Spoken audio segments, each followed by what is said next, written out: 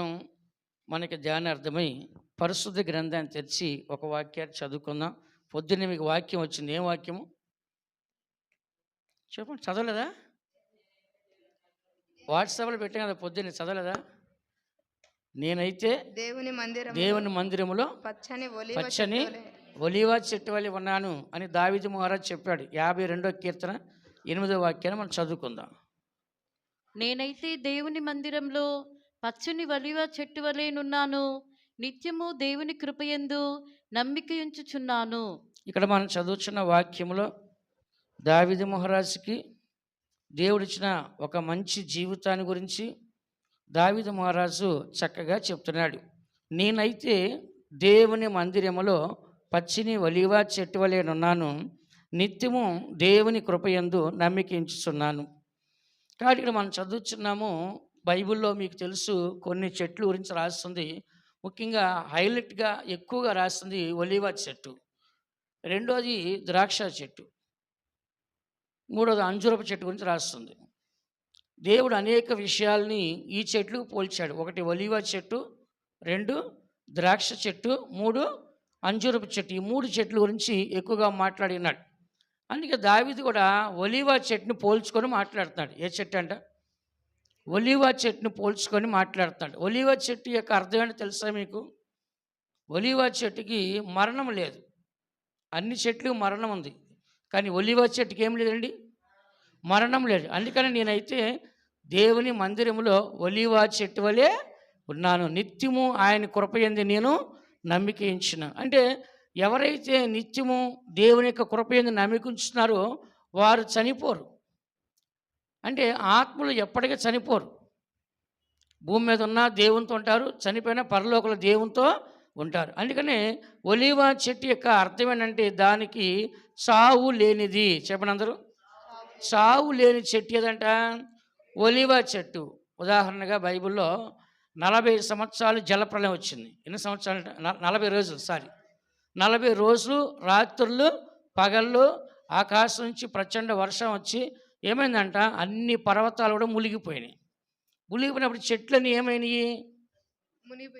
మునిగిపోయి చచ్చిపోయినాయి. అన్ని 40 రోజులు వర్షం పడింది, కానీ ఆ నీళ్లు తగ్గడానికి ఎన్ని రోజులు పట్టింది? ఇంకా నీళ్ళు తగ్గడానికి చాలా రోజులు పట్టింది. అప్పుడు కల్లా చెట్లని ఏమైపోయినాయి? మురిగిపోయి చచ్చిపోయినాయి. కానీ ఒక చెట్టు చచ్చిపోలా. ఏ చెట్టు అది? ఒలీవ చెట్టు. ఏ చెట్టు అంట? నోవహు తాత ఏం చేశాడు? కాకిని పంపించాడు. కాకిని పంపిస్తే ఏమైంది? తిరిగి రాలేదు.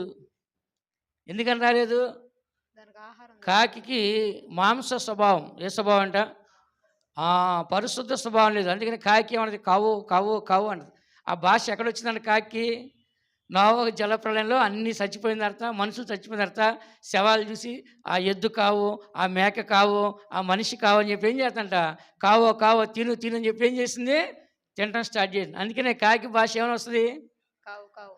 చెప్పండి. కావు కావుని వస్తుంది. అంటే ఏంటంటే ఆ దినాన్ని వెళ్ళిన తర్వాత తిరిగి రాలేదంట. దాని స్వభావం ఏంటి? మాంస స్వభావం, శరీర స్వభావం. కాబట్టి అది తిరిగే. కానీ పావురని పంపిస్తే ఏమైందంట? కాలు పెట్టడానికి కూడా అరికాలు మోపడానికి స్థలం లేక వచ్చిందంట. అప్పుడు పావురం కాలు పెద్దదా, కాకి కాలు పెద్దదా? కాకి కాలే పెద్దది. మరి పావురం కాలు పెడతానికి స్థలం లేనప్పుడు కాకి కాలు స్థలం ఎక్కడ వచ్చింది? ఆ శవాలన్నీ తిరుగుకుంటూ కూర్చుంది. అది ఎలాగాని హ్యాపీ అయిపోయింది. దానికి ఎన్ని శవాలు, ఎన్ని వెరైటీసు. కానీ పావును అపవిత్రమైన దాన్ని ముట్టదు, అశుద్ధమైన దాన్ని ముట్టదు, ఏది పడుతుంది తిరిగి వచ్చేసింది. మరలా ఏం చేశాడు నోవహు? మళ్ళా పావురం పంపించాడు. అప్పుడు పావురం ఏం చేస్తుందంట? ఒలీవ ఆకు తుంచుకొచ్చింది. యాకంట ఇంకే చెట్టు లేదు అక్కడ. ఎందుకని? అన్నీ చచ్చిపోయినాయి. ఏమైనా అంట? అన్నీ చనిపోయినాయి. కాబట్టి ఒలీవ చెట్టుని మనం చూసినట్లయితే యెరూషలేములో, ఇజ్రాయెల్ దేశంలో ఎక్కువ ఉండదు ఆ చెట్లు. మరి ఆ ఒలీవ నూనెతోనే ఇజ్రాయెల్ దేశం అంతా కూడా, కొన్ని ఫారెన్ దేశస్తులు బాగా ధనవంతులు ఒలీవ నూనెతోనే కూరలు వండుకుంటారు. అదేంటంటే చాలా కాస్ట్లీ. అది ఒక లీటర్ ఎంత ఉంటుంది? చాలా రేటు ఉంటుంది. అది 1000 రూపాయలు 1200 ఉంటుంది అనుకుంటా. అమ్మ 1000 రూపీస్ ఒక లీటరు. అది ఇజ్రాయెల్ దేశం కానీ అనేక దేశాలు ఏం చేస్తారు, దాంతోనే కూరలు వండుకుంటారు. ఇప్పుడు మీరు కేరళ పోండి, కేరళ దేంతో వండుతారు? కొబ్బరి నూనెతో వండుతారు. కేరళ పోతే ఏం చేస్తారంటే అన్ని కొబ్బరి నూనె వంటలు. నేను తినలేక సచ్చేవాడిని. ఎక్కడ కేరళ వాళ్ళు వంటలకి వెళ్తే నేను ఢిల్లీ పోయాను 2 సార్లు.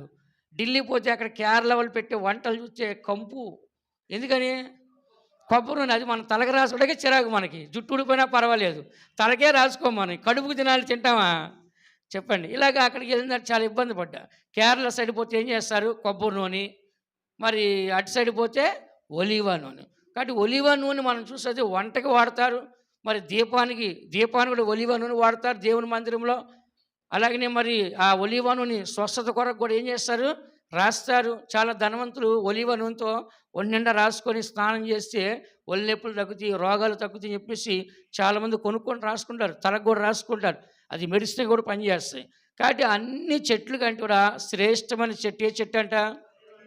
ఒలీవా చెట్టు. అది అన్ని స్థలాల్లో రాదు అది. మొన్న ఇక్కడ తిరుపతిలో ఒక పాస్టర్ గారు కొనుక్కొచ్చాడు ఆ చెట్టు. ఒలీవా చెట్టు 40,000 అంట చెట్టు. ఎంత?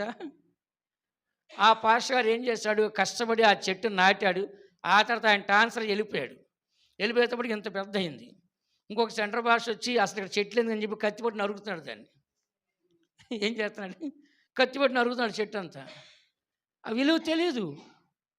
40,000 రూపాయలు ఆ చెట్టు. ఎంతంట?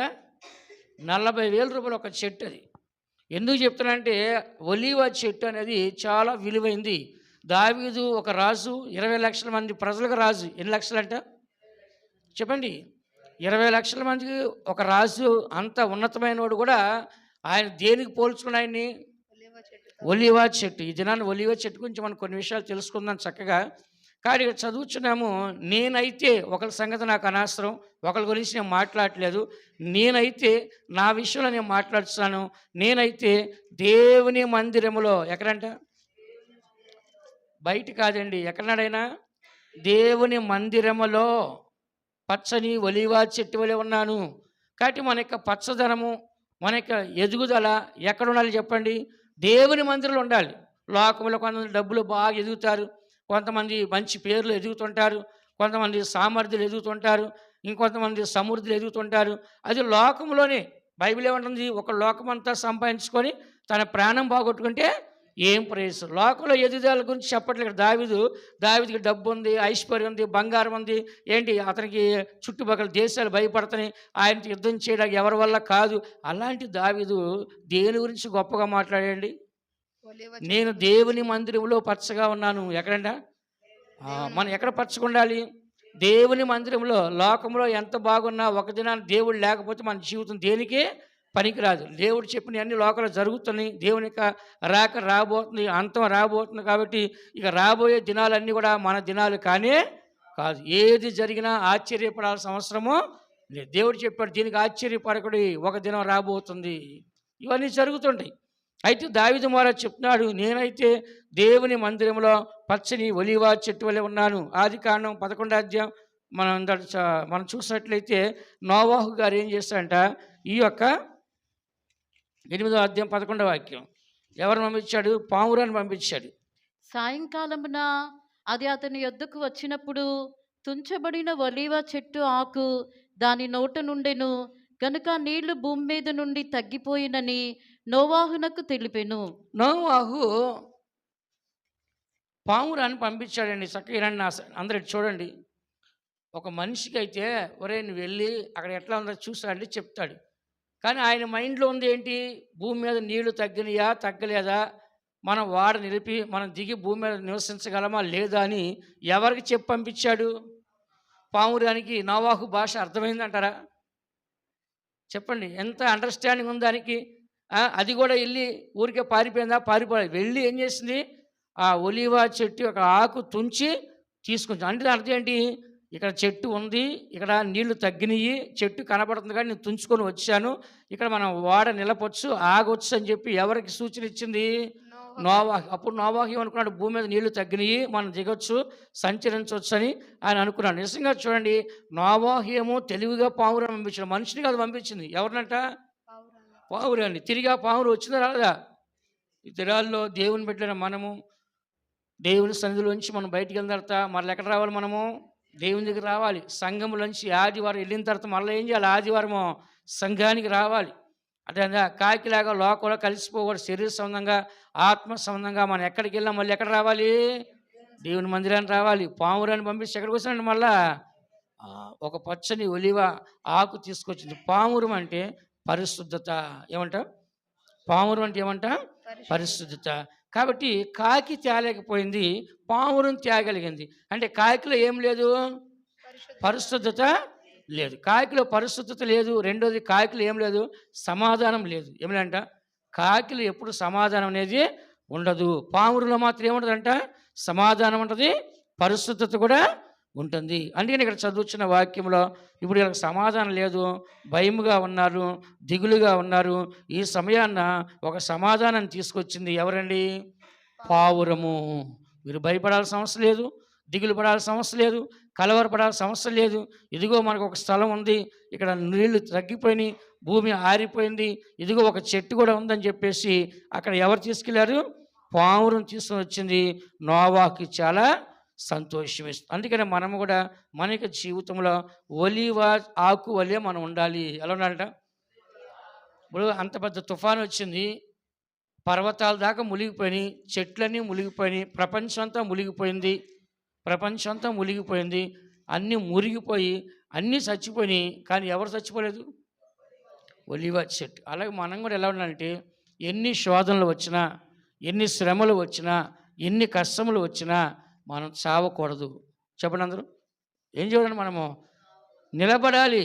ఎన్ని వచ్చినా సరే చనిపోకుండా ఏం చేయాలి? మనము నిలబడాలి. సజీవ సాక్షిగా అక్కడ ఆ ఒలివ చెట్టు కనబడుతుంది. అందుకని ఆ ఒలివ చెట్టుకి ఏం లేదంటే చావు లేదు. చెప్పండి అందరూ. చావు లేదు. కాబట్టి మనం కూడా ఎలా ఉండాలంటే కరువు వచ్చినా, ఖడ్గం వచ్చినా, వస్త్రం వచ్చినా, ఆకలి దెబ్బలు వచ్చినా, మరణం వచ్చినా, జీవం వచ్చినా, ఉన్నవైనా రాబోయినా మనల్ని క్రీస్తు ప్రేమలోంచి ఎడబాపులు అంటే చంపలేవు. మరణము కూడా మనల్ని దేవుళ్ళ నుంచి ఏం చేయలేదు? వేరు చేయలేదు. అలాగే మనం కూడా ఏం చేయాలంటే ఒక ఒలివ చెట్టు వలె మనము కనపడాలి. ఈ ఒలివ చెట్టు అని చెప్పినప్పుడు ఇక్కడ సమాధానానికి చూపిస్తుంది.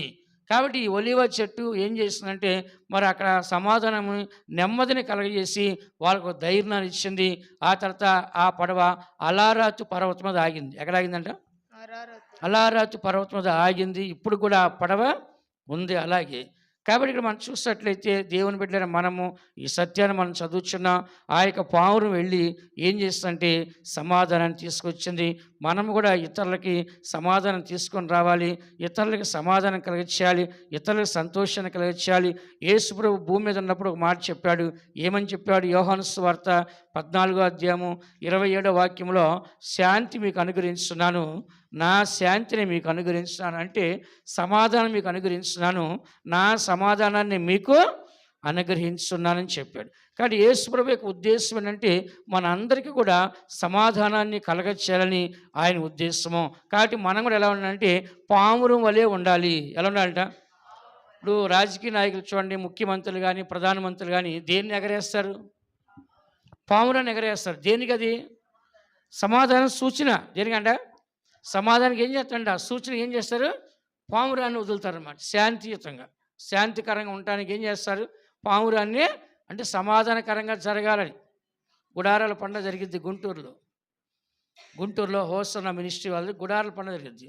ఆ గుడారాల పండుగ రోజు ఫస్ట్ ప్రార్థన చేస్తారన్నమాట. ప్రార్థనతోనే ప్రారంభించినప్పుడు ఫస్ట్ పావురాన్ని ఎగరేస్తారు. వాళ్ళు దేని ఎగరేస్తారంట? శాంతికరంగా జరగాలని ఏం చేస్తారు? పావురం. రాజకీయ నాయకులు ఏం చేస్తారు? పావురాన్ని ఎగరేస్తూ ఉంటారు. అందుకని ఇక్కడ చదువుతున్న వాక్యంలో ఈ పావును ఏం చేస్తారంటే ఈ యొక్క సమాధానాన్ని తీసుకొచ్చింది. మనం కూడా ఏం చేయాలంట? సమాధానాన్ని మనము కలగచేయాలి. యేసు ప్రభువు చెప్పాడు మత్తయి సువార్త 10వ అధ్యాయం 12వ వాక్యంలో, మీరు ఏ ఇంట్లో కాలు పెడతారో ఆ ఇంటికి సమాధానం కలుగును కదా. కాబట్టి మనం వెళ్ళినప్పుడు ఆ ఇంటికి ఏం కలగాలి? సమాధానం. ఒక 3 రోజుల క్రితం ఒక సిస్టరు నాకు చెప్పింది, ఇలా మా ఇంట్లో ఒక ప్రాబ్లం వచ్చింది అని. అవునా, సరే మా ప్రార్థన చేస్తాను. అప్పుడు ఆమె గుర్తుకొచ్చింది. పాస్టర్ గారు, ఒక ఆమె మా ఇంటికి వస్తుంది అప్పుడప్పుడు, మా బంధువు.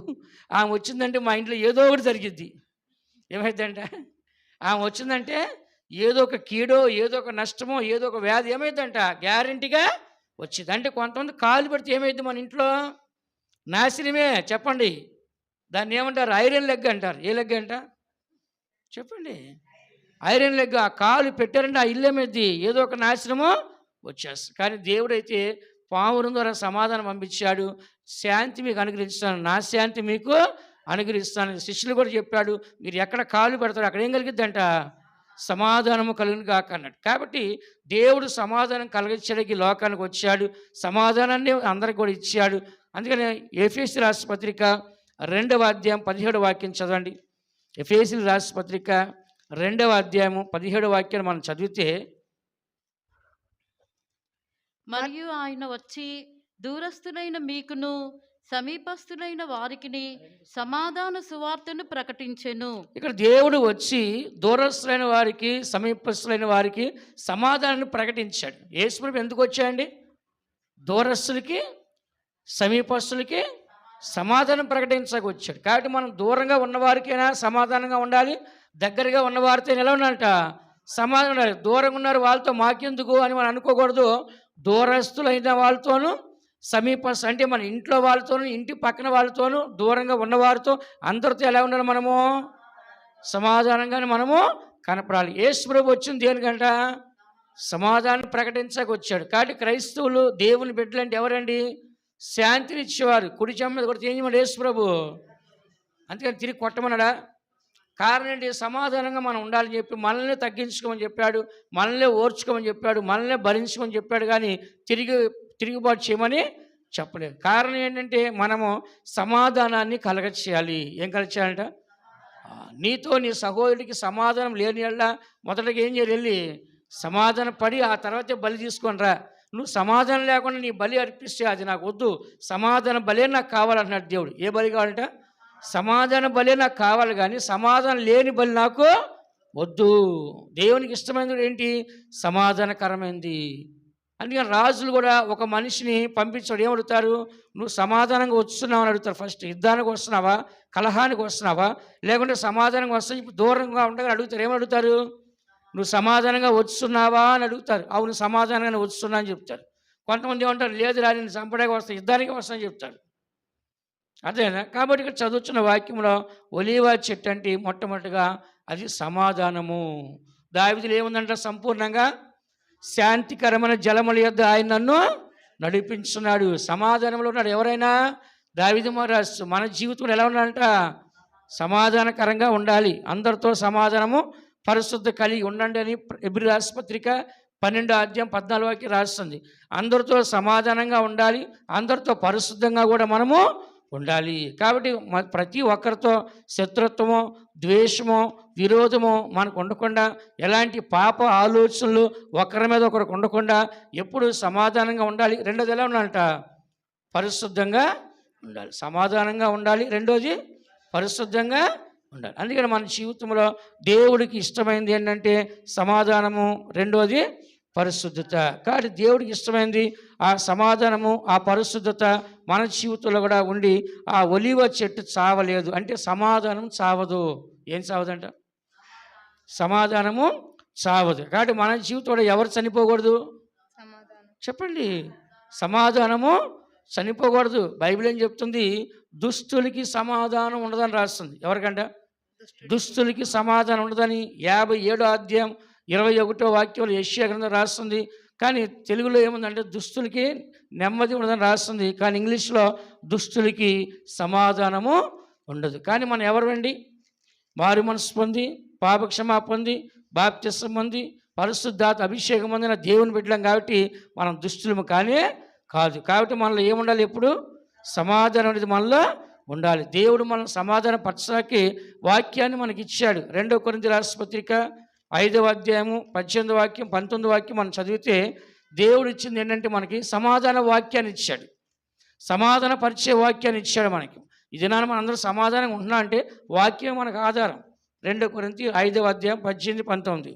సమస్తమును దేవుని వలనైనవి, ఆయన మనలను క్రీస్తు ద్వారా తనతో సమాధానపరుచుకొని ఆ సమాధానపరచు పరిచర్యను మనకు అనుగ్రహించెను.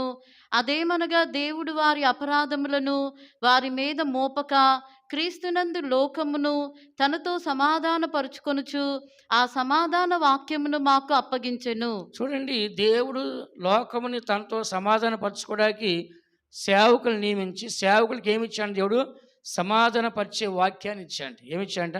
సమాధానపరిచే వాక్యాన్ని ఇచ్చాడు. ఈ దినాన్ని మనందరం కూడా సమాధానంగా ఉంటున్నామంటే దేవుని యొక్క వాక్యం మనల్ని సమాధానపరుస్తుంది. ఏం పరుస్తుందంట? సమాధానపరుస్తుంది. కానీ శత్రులుగా మనల్ని మార్చట్ల దేవుని యొక్క వాక్యము ఐక్యతగా, సమాధానంగా, ప్రేమగా మనల్ని మారుస్తుంది. అందుకని ప్రతి మనిషికి జీవితంలో దావీదు మహారాజు ఎలాగో సమాధానం కలిగి జీవించాడు చక్కగా, అలాంటి ఒక సమాధానము మన యొక్క జీవితంలో కలిగి ఉన్నప్పుడు అది ఒక గొప్ప సంతోషాన్ని మనకి ఇస్తుంది. కాబట్టి ప్రతి మనిషికి జీవితంలో ఈ సమాధానము ఒక పరిపూర్ణంగా ఒలీవ చెట్టు ఎంత పచ్చగా ఉంటుందో అది ఎంత మాత్రం సావు అనే దానికి లేదు. అలాగే మనం కూడా మన జీవితంలో ఎప్పుడు పచ్చగా ఉండాలి, సావు అనేది లేని వారిగా మనము కనపడాలి. రెండోదిగా మనం చూసినట్లయితే ఒలీవ చెట్టు అని చెప్పినప్పుడు అది ఎలాగుంటుంది? హోషేయ గ్రంథము 14వ అధ్యాయము 6వ వాక్యాన్ని మనం చదువుకుందాం.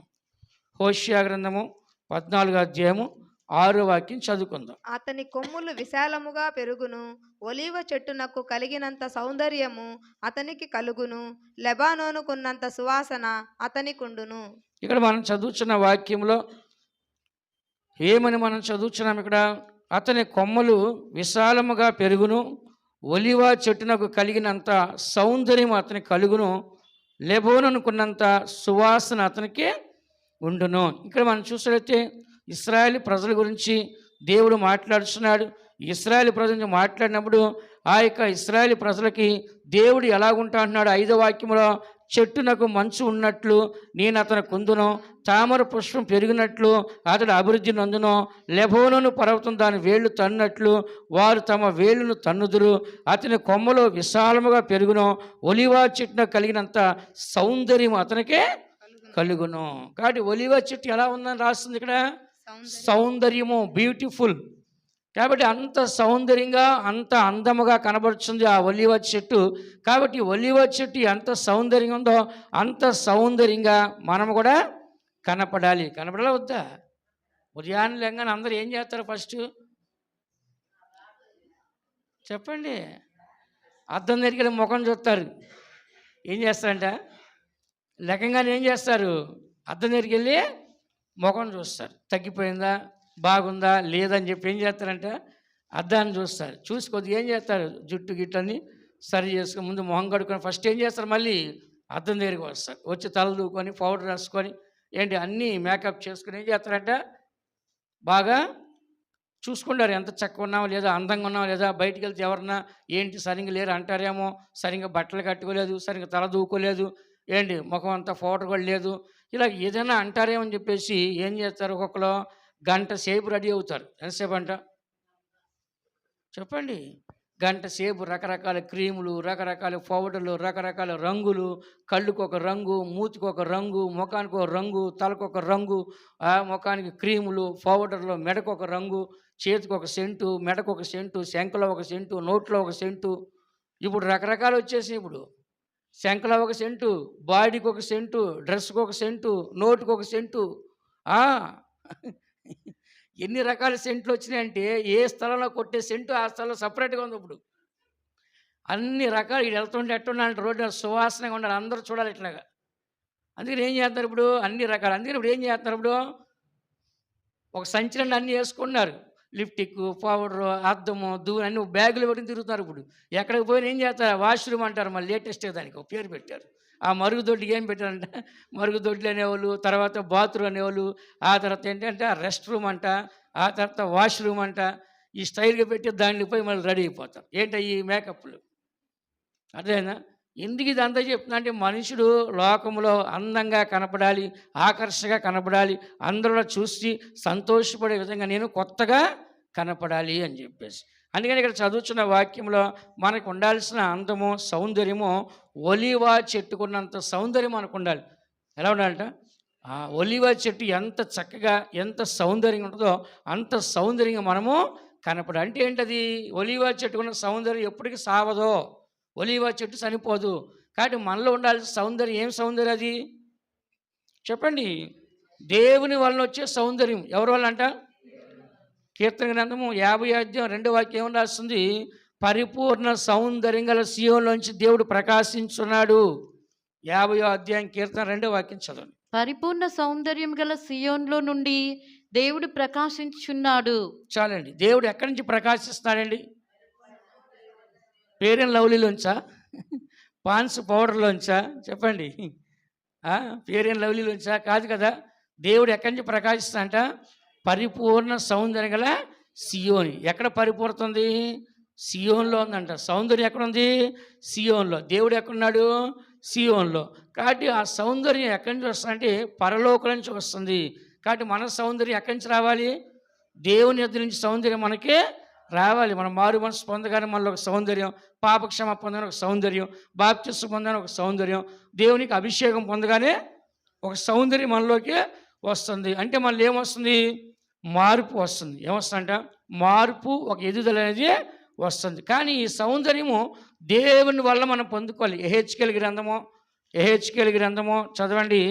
28వ అధ్యాయం 17వ వాక్యంలో ఇదే సౌందర్యాన్ని దేవుడు దేవదూతకి ఇచ్చాడు. దేవదూతకి ఇస్తే ఏం చేసింది? ఆ సౌందర్యాన్ని చూసి మోసపోయి దాన్ని పోగొట్టుకుంది. చదవండి. నీవు నియమింపబడిన దినం మొదలుకొని పాపముని యందు కనబడు వరకు ప్రవర్తన విషయంలో నీవు యథార్థవంతుడిగా ఉంటివి. అయితే నీకు కలిగిన విస్తారమైన వర్తకం చేత లోపల నీవు అన్యాయము పెంచుకొని పాపము చేయుచు వచ్చితివి గనుక దేవుని పర్వతం 17వ వాక్యం చెప్పింది.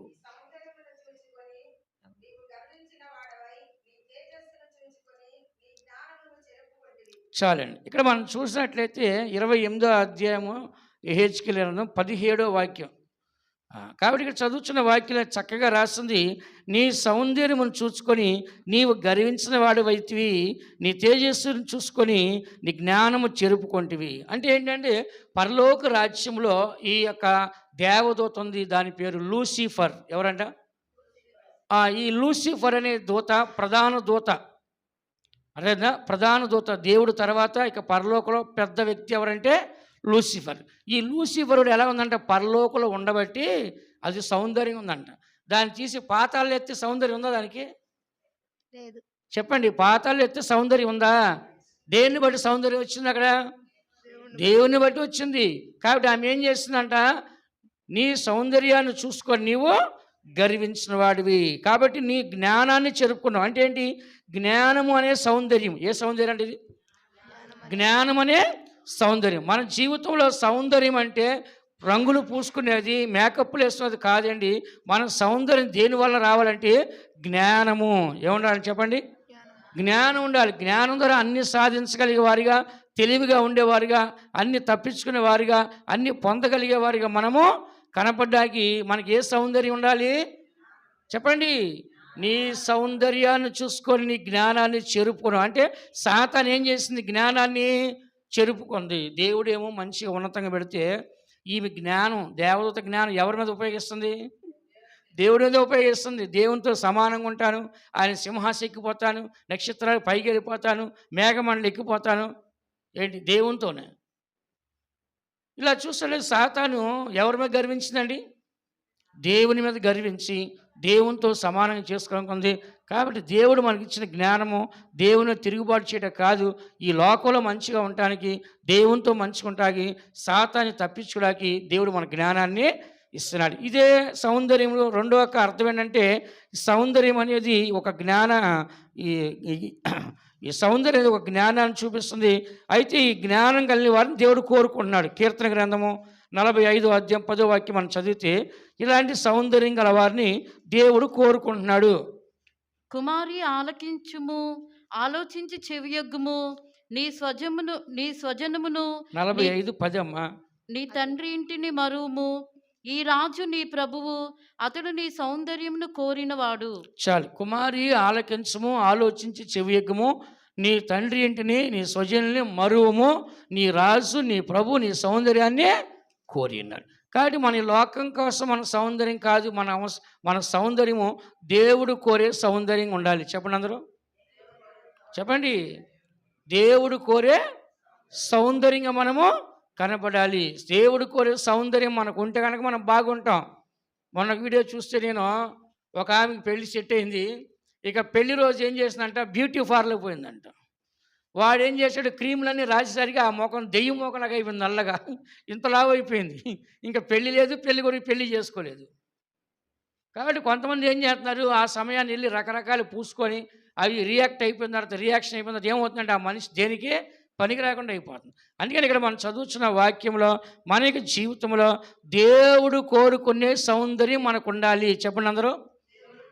దేవుడు కుమారి ఆలకించము, ఆలోచించి చెవియగ్గము, నీ సొంత జనులు వదిలేసే, నీ తండ్రి ఇంటిని మర్చిపో, నీ రాజు ఈ ప్రభువు నీ సౌందర్యాన్ని.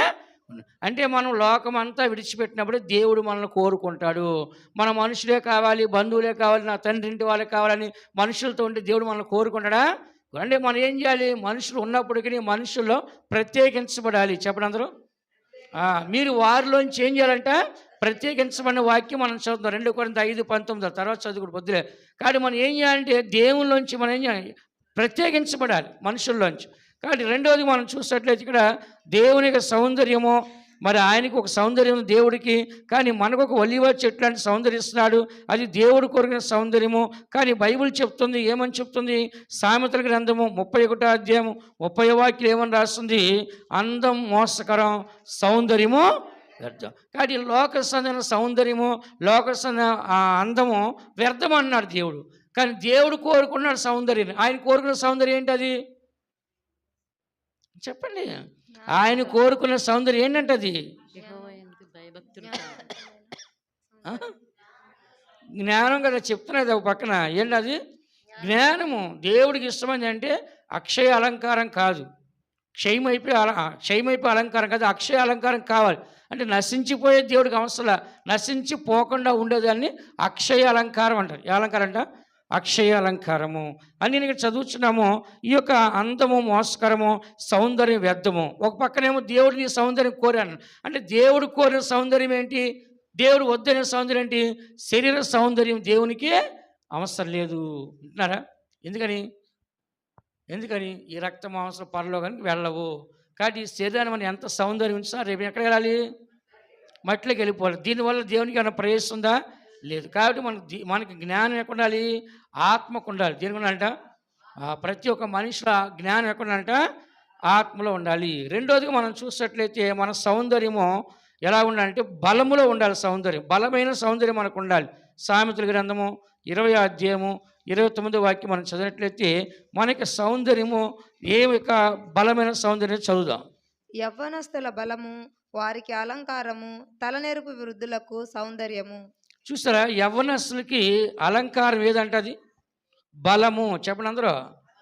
యవ్వనస్తులకి అలంకారం ఏదంట, బలము. కానీ ఇప్పుడు యవ్వనస్తులకి ఏంటి అలంకారం లోకంలో చెప్పండి, 6 ప్యాక్ చేసి టైట్ టీ షర్ట్ వేస్తారు, టైట్ జీన్స్ ప్యాంట్ వేస్తారు. ఏమంట యవ్వనస్తులు ఏం చేస్తారు చెప్పండి, tight T shirt, tight jeans pant వేసి ఏం చేస్తారు, జిమ్కి వెళ్ళి ఏం చేస్తారంట, బాడీ పెంచుతారు. అదే అలా అందం. యవ్వనస్తులని అర్థం ఏంటి, మంచి బాడీ, ఫిజికల్గా బాగా బలంగా ఉన్నాడనమాట. అది లోకంలో చూస్తే బలం. కానీ ఇక్కడ వాక్యం ఏం చెబుతుంది, యవ్వనస్తుల బలము వారికి అలంకారంగా ఉండడం, తల నెరుపు వృద్ధులకు సౌందర్యం. అంటే ఏంటి మరి, మరొక స్థలంలో రాస్తుంది, మెరసిన వెంట్రుకలు సొగసైన కిరీటం. ఏమంట, మెరిసిన వెంట్రుకలు ఎలా ఉంటాయంట, సొగసైన కిరీటం. అందుకని ఇక్కడ మనం చదువుతున్నాం, ముసలోళ్ళకి అందము వెంట్రుకలు. కానీ ఇప్పుడు అందరూ ఏం చేస్తున్నారు, రంగులు వేస్తున్నారు. ఎందుకని, కుర్రోళ్ళలాగా ఉండాలని. ఎవరు, ముసలోళ్ళు కూడా ఏం చేయాలంట, గోద్రేజ్ పెయింట్ వేస్తున్నారు. ఏ పెయింట్ అంట, గోద్రేజ్ పెయింట్ వేస్తున్నారు. కాబట్టి ఇలా చూసైతే కొంచెం కనుక తెల్లెంటికలు ఏం చేస్తున్నారు, రంగు వేసుకొని కుర్రోళ్ళలా కనబడాలనుకున్నారు. కానీ వాక్యం చెప్తుంది, నెరసిన వెంట్రుకలు ఏంటంటే తల నెరపు, అంటే తల మెరిసినప్పుడు వృద్ధుడికి ఎలా ఉంటుందంటే సౌందర్యంగా ఉంటుంది. యవనస్తులకు బలము, అలంకారం. కాబట్టి మనలో ఉండాల్సిన అలంకారము, మనలో ఉండాల్సిన సౌందర్యం ఏమంట, ఒక బలం ఉండాలి. ఏ బలం అది, దేవుని యొక్క బలము. ఏ బలం అంట, మనుషుల బలం నశించిపోద్ది. తింటే బలం అవుతుంది, తినకపోతే బలహీనం అయిపోతాం. వయసులో ఉన్నప్పుడు బలంగా ఉంటే వయసు అయిన తర్వాత బలహీనం అయిపోతాం. వ్యాధి రాకముందు బలవంతులుగా ఉంటాం, వ్యాధి వస్తే బలహీనం అయిపోతామమ్మా. మనిషి ఇంత లావున్నా కూడా వ్యాధి వస్తే ఏం చేస్తాడు, ముడుచుకొని పండుకోవాల్సిందే మంచంలో. ఎంత లావుంటే ఏం ప్రయోజనం. అలాగా మనిషి జీవితంలో దేవుని బలం ఉండాలి. అందుకే కాలేబు చెప్పాడు, నేను ఆ యొక్క వేగు చూడడానికి వెళ్ళినప్పుడు 40 సంవత్సరాల వయస్సు, ఇప్పుడు 85 సంవత్సరాల వయస్సు. అప్పుడు ఎంత బలం ఉందో ఇప్పుడు కూడా అంతే బలం. ఎందుకని ఆ బలం ఉంది? పూర్ణ మనసుతో దేవుని ఆరాధించారు, పూర్ణ హృదయంతో దేవుణ్ణి ఆరాధించారు, పూర్ణ మనసుతో దేవుణ్ణి ఆరాధించారు. అందుకని మన బలము దేవుడే. చెప్పండి, మన స్తోత్రాలు చెల్లిస్తే ఎరుకో కోటలు పగిలిపోతాయి. మనం ప్రార్థన చేస్తే ఏ సింహాల బోరైనా మూగిపడాల్సిందే అక్కడ. అలాగే ప్రతి ఒక్క విషయంలో ఏం చేయాలంటే మన బలము దేవుళ్ళో పొందుకోవాలి. దీంట్లో మూడోది మన బలము పరిశుద్ధత కలిగి ఉండాలి. 96 కీర్తన 9వ వాక్యం చదవండి. 96 కీర్తన 9వ వాక్యంలో మన బలము ఎక్కడ ఉండాలంటే పరిశుద్ధతలో ఒక బలం ఉండాలి. పరిశుద్ధ అలంకారములు ధరించుకొని యెహోవాకు నమస్కారము చేయుడి. పరిశుద్ధ అలంకారములు ధరించుకొని యెహోవాకి ఏం చేయాలంట? నమస్కారము చేయండి. కాబట్టి దేవునికి అలంకారముగా, దేవునికి ఇష్టమైన అలంకారము ఏంటంట? పరిశుద్ధత. చెప్పండి అందరూ, ఏమంట? దేవునికి ఇష్టమైన అలంకారం ఏదంట? పరిశుద్ధత. మరొకసారి రాస్తుంది, యెహోవాకి ఎన్నటెన్నటికి పరిశుద్ధతే అనుకూలము. దేవునికి అనుకూలమైనది ఏంటి? పరిశుద్ధత. హిజ్కియా ప్రార్థన చేస్తాడు, ప్రభా సత్యముతో నీ సన్నిధిలో నేను ఎట్లు నడుచుకున్నానో, నీకు అనుకూలంగా యథార్థంగా ఎలా జీవించినా ఒకసారి జ్ఞాపం చేసుకో అన్నాడు. అనుకూలంగా జీవించాడు. ఎవరికి? ఎలాగా? సత్యానికి అనుకూలంగా, యథార్థకు అనుకూలంగా జీవించాడు. ఇక్కడ మనం చదివే వాక్యం ఏంటంటే పరిశుద్ధత. చెప్పండి అందరూ, పరిశుద్ధ అలంకారం ధరించుకొని. ఏ అలంకారం అంట? పరిశుద్ధ సౌందర్యము గల అలంకారం ధరించుకొని యెహోవాకు నమస్కారము చెయ్యండి. మన జీవితంలో ఎప్పుడు కూడా అలంకారం ఉండాలి. ఏ అలంకారం అంటే అది? పరిశుద్ధత. పరిశుద్ధ అలంకారం చూస్తే దేవుడు ఇష్టపడతాడు. కానీ సాతాను ఏం చేద్ది? భయపడిపోద్ది. ఓరి నాయన, వీళ్ళు చాలా పరిశుద్ధంగా ఉన్నారు, వీళ్ళ మనం ముట్టుకోలేము, వీళ్ళని మనం ఏమీ చేయలేము. అందుకని మనకి ఏం చేయాలంటే పరిశుద్ధత ఒక అలంకారంగా మనం ఉంచుకోవాలి. దీంట్లో 4వది మనం చూస్తే ఏమని రాస్తుంది? 1 పేతురు రాసిన పత్రిక 3వ అధ్యాయం 4వ వాక్యంలో అక్షయ అలంకారము సాధువైనట్టు మృదువైనట్టు అలంకారం రాస్తుంది. సాధువైనట్టు మృదువైనట్టునైనా గుణమును అక్షయ అలంకారం గల మీ హృదయపు అంతరంగ స్వభావము మీకు అలంకారముగా ఉండవలెను. అది దేవుని దృష్టికి మిగుల విలువ గలది. కాబట్టి ఇక్కడ చదువుతున్న వాక్యంలో సాధువైనట్టు మృదువైనట్టునైనా గుణమును అక్షయ అలంకారముగా మీ అంతరంగపు లేక మీ హృదయపు అంతరంగ స్వభావం మీకు అలంకారంగా ఉండవలను, అది దేవుని దృష్టికి మిగిల విలువగలది. అంతరంగంలో అంటే అండి ఎక్కడ? చెప్పండి, ఎక్కడ? తగ్గింపు, లోబడే స్వభావము ఎక్కడ రావాలి? అది హృదయం లోపల. మనుషుల ముందు మనం నటించవచ్చు, మనుషుల ముందు మనం నమ్మించవచ్చు, వాళ్ళ ముందు యాక్షన్ చేసి. దేవుని దగ్గర యాక్షన్ చేయడం కుదిరిద్దండి. దేవుడికి ఎక్కడ కావాలి అలంకారము? హృదయంలో. సాధువైనట్టు మృదువైనట్టు గుణమును అక్షయ అలంకారం. అక్షయ అంటే ఏంటి? నశించిపోనిది, ఎప్పటికీ నాశనము కానీ అక్షయమైన అలంకారము మీ హృదయపు అంతరంగం. ఎక్కడంట? హృదయం యొక్క లోపల ఉండాల్సిన అలంకారం ఇది. ఎక్కడంట? మన హృదయంలో, మన మనస్సులో. బైబిల్ రాస్తుంది, ఉజ్జియా రాజు ఏం చేస్తుండ? హృదయంలో గర్వించి, మనసులో గర్వించి దోపేటకి వెళ్ళి కుష్ఠరోగం తెచ్చుకున్నాడు. సేవకుల మీద యాజకుల మీద తిరుగుబాటు చేసి, నేను రాజుని, నేను ఏదైనా చేస్తానని చెప్పి వెళ్ళాడు. కానీ ఆయనకి ఏమొచ్చిందంట? కుష్ఠరోగం వచ్చేసింది. కాబట్టి గర్వం ఎక్కడ రాకూడదు? మనకి హృదయంలో రాకూడదు, మనసులో రాకూడదు. అది వచ్చిందంటే మనిషి పడిపోతాడు. కాబట్టి ఇక్కడ చదువుతున్నాము అక్షయ అలంకారము. అది ఎక్కడ ఉండాలంటే మన హృదయపు అంతరంగంలో. రాసినదా? మీ హృదయపు అంతరంగ స్వభావము. ఎక్కడ? మీ అంతరంగ స్వభావము మీకు అలంకారంగా ఉండాలి. ఎక్కడ స్వభావం ఉండదు? పైన స్వభావం, లోపల స్వభావమా? లోపల స్వభావం ఎవరు చూస్తారు? దేవుడు చూస్తాడు. పైన స్వభావం ఎవరు చూస్తారు? మనుషులు చూస్తారు. మనుషులు మనం ఈజీగా పడేయచ్చు మోసం చేసి, కానీ దేవుని మోసం చేయగలమా? చెప్పండి, దేవుని మోసం చేయగల?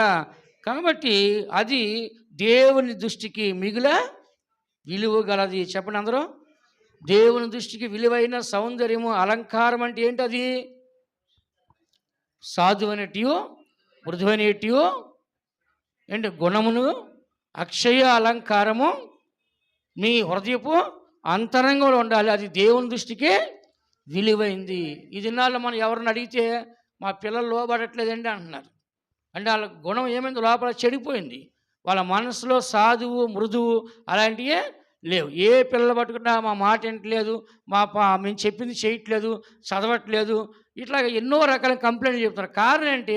వాళ్ళ హృదయ బాల్యం నుంచి మూఢత్వము క్రూరత్వము పిల్లల్లో చెడుతనం అనేది పెరుగుతుంది. కానీ వాక్యం ఏం చేస్తే వాళ్ళని ఆ చెడుతనం నుంచి విడిపిస్తూ ఉంటుంది అనమాట. అందుకని ఇక్కడ మనం చదువుతున్న మొట్టమొదటి సౌందర్యము అలంకారం మనకి ఏమంటే చెప్పండి, చెప్పండి. సమాధానము. రెండు అలంకారం ఏమంట? జ్ఞానము. చెప్పండి అందరూ. ఒకటి సమాధానము, రెండోది ఏమంట? జ్ఞానం. మూడో అలంకారము అభిషేకము. చదవండి. మూడో కార్యం, మూడో ఒలీవ చెట్టు ఎలా ఉండాలంటే, ఒకటి సమాధానం చెట్టుగా ఉండాలి, రెండోది సౌందర్యం గల చెట్టుగా ఉండాలి, మూడోది అభిషేకం గల చెట్టుగా ఉండాలి. లేవీకాండము 24 అధ్యాయం 2వ వాక్యం మనం చదివితే ఈ యొక్క ఒలీవ నూనె చేత అభిషేకం చెయ్యాలి. సంఖ్య 24:2. లేవి 24:2. దీపము నిత్యము వెలుగుచుండునట్లు ప్రదీపము కొరకు దంచి తీసిన అచ్చమైన ఒలీవ నూనెను తేవలనని ఇశ్రాయేలుకు ఆజ్ఞాపించుము. ఇక్కడ మనం చదువుతున్నాము, దేవుని మందిరములో దీపస్తంభము నిత్యము ఆ దీపం వెలుగుచుండాలి అంటే కనుక ఆ ప్రదీపములు అన్నిటిని మరి వెలిగించాలంటే దంచి తీసిన అచ్చమైన ఒలీవ నూనె తేవలను ఇశ్రాయేలుకు ఆజ్ఞాపించము. ఇక్కడ మనం చూసినట్లయితే నూనెని దేనికి వాడతారండి? అభిషేకించడానికి. దేనికంట? ఒక దీపం వెలగాలంటే ఏం కావాలి? నూనె కావాలి. ఒక మనిషి వెలగాలంటే ఏం కావాలి? అభిషేకం కావాలి. ఏం కావాలంట? అభిషేకం. ఒక దీపం ఎలా వెలుగుతూ ఉందో ఆ మనిషి కూడా వెలుగుతుండాలంటే ఏం కావాలి? నూనె కావాలి. ఫర్ ఎగ్జాంపుల్ బైబిల్ ఏమని రాస్తుంది? ఆత్మను ఆర్పకుడి అంటే ఏంటి? ఈ ఆత్మ ఆరిపోకుండా, ఈ దీపం ఆరిపోకుండా దానికి ఏం కావాలి? నూనె కావాలి. బండి బైక్ వెళ్తూ ఉండాలంటే దానికి ఏం కావాలి? పెట్రోల్ కావాలి. బండి వెళ్తూ ఉండాలంటే బైక్ ఏం కావాలి? పెట్రోల్ కావాలి. అలాగే మనిషికి జీవితంలో ఏం కావాలంట? అభిషేకం కావాలి. చెప్పండి అందరూ.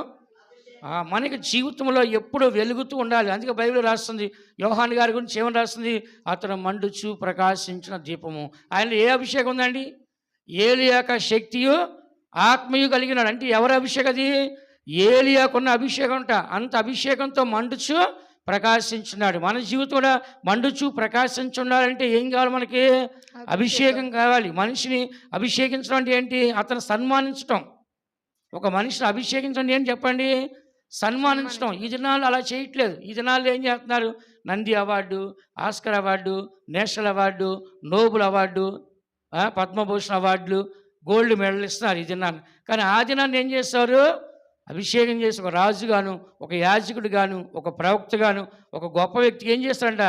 తైలంతో ఇచ్చారు. అందుకని న్యాయాధిపతులు 9వ అధ్యాయం 9వ వాక్యం మనం చదివితే అక్కడ చెట్లన్నీ కలిసి ఒలీవ చెట్టును వచ్చి మా మీద రాజుగా ఉండమంటే అదేమంది?